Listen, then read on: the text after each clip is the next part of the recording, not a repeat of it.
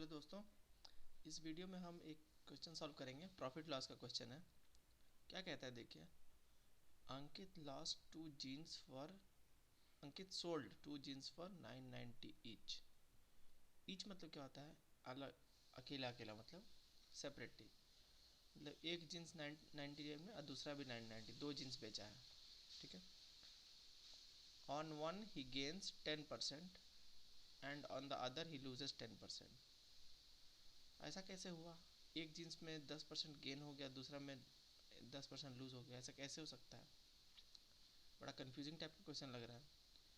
तो बात क्या है कि बेचा सेम में है लेकिन ख़रीदा तो सेम में नहीं है, ऐसा लिखा नहीं है यहाँ पे।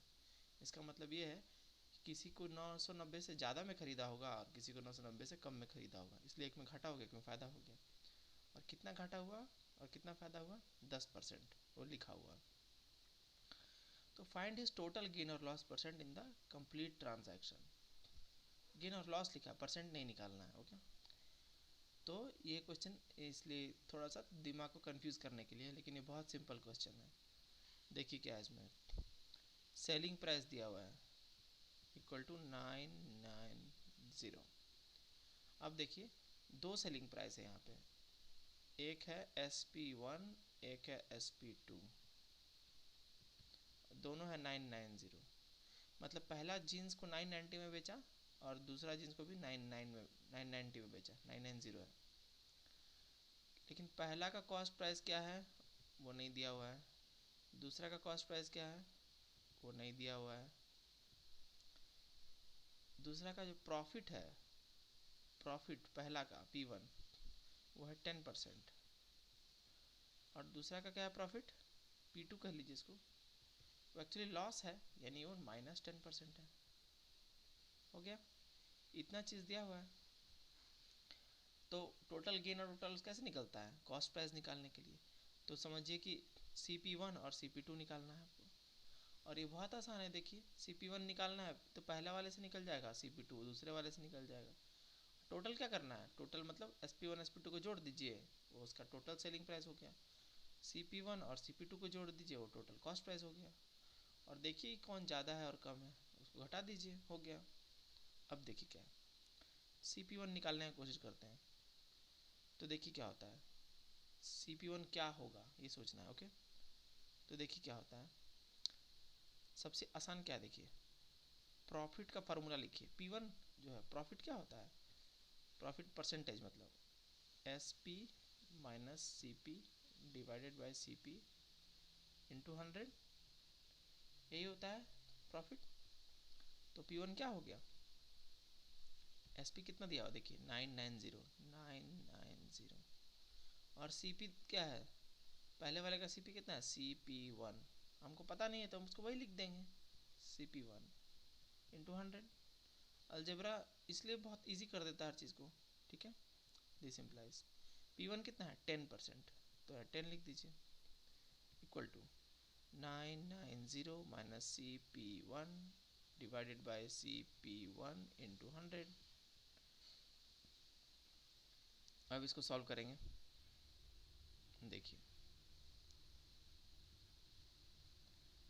CP1 दोनों साइड, एक तरफ 10 एक तरफ 100 है, तो ये कट जाएगा, हम ऐसे काट देते डायरेक्टली। 10 बच गया राइट साइड में, तो यहाँ हो गया 1 equal to 990 minus CP1 divided by CP1 into 10।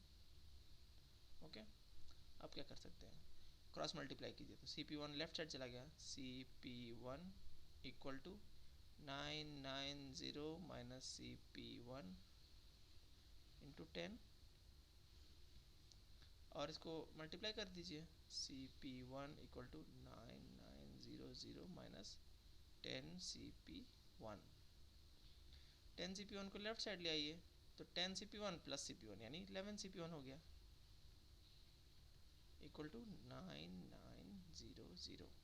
This implies CP1 equal to 9900 divided by 11। कितना बार में कटेगा, 11 इंटू 9 99 900, यानी CP1 हो गया 900 रुपया। ओके, ये तो बात पता चल गया। अब देखिए क्या है, अब CP2 निकालना है, तब CP2 वैसे निकालना पड़ेगा, P2 equal to SP minus CP by CP into 100, same चीज़ दिया हुआ है। ओके, P2 कितना है, -10, -10% है। ओके, देखिए अब आप सोचिए, ये देखिए परसेंट लिखा हुआ, मैंने यहाँ परसेंट लिखा नहीं है, क्योंकि परसेंट यहाँ पे सिर्फ ये नहीं कि आप परसेंट यहाँ लिख दीजिए तो गड़बड़ हो जाएगा। ओके, परसेंट नहीं लिख सकते आप।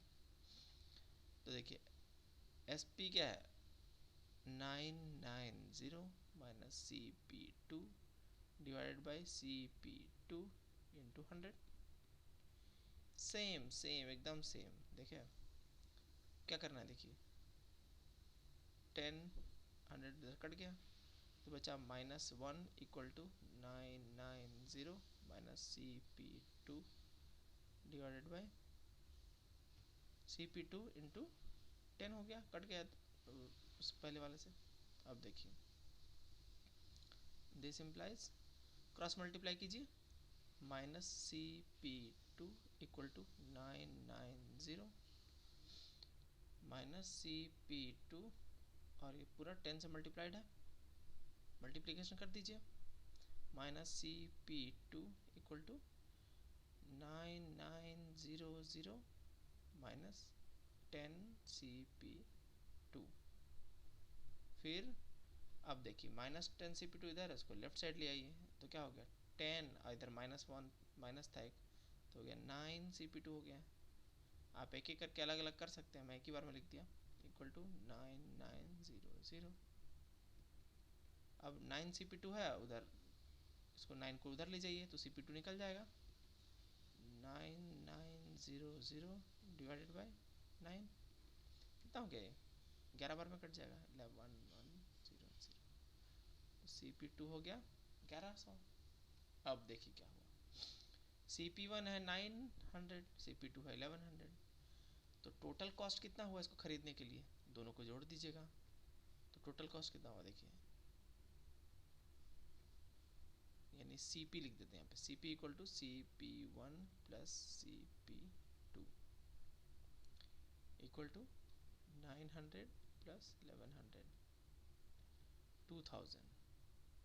CP हो गया 2000, SP कितना है 990 का जीन्स था पहला वाला, और दूसरा वाला भी 990 का है, तो कितना हो गया 0 9 9 18 के 8, बाकी 1 18 1 19 19।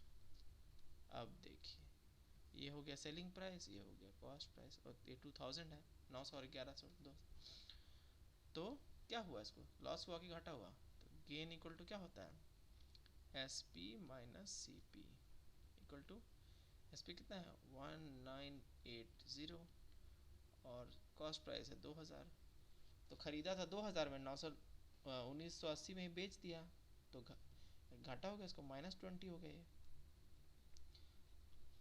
यानी लॉस इक्वल टू ₹20।